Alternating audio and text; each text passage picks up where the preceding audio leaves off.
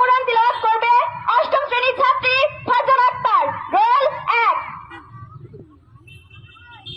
আউযু বিরাব্বিল আলামিন আর-রাহমানির রহিম মালিকি ইয়াউমিদ্দিন ইয়্যাকা না'বুদু ওয়া ইয়্যাকা নাস্তাঈন ইহদিনাস সিরাতাল মুস্তাকিম সিরাতাল লাযীনা আন'আমতা আলাইহিম গায়রিল মাগদুবি আলাইহিম ওয়ালাদ-দাল্লিন।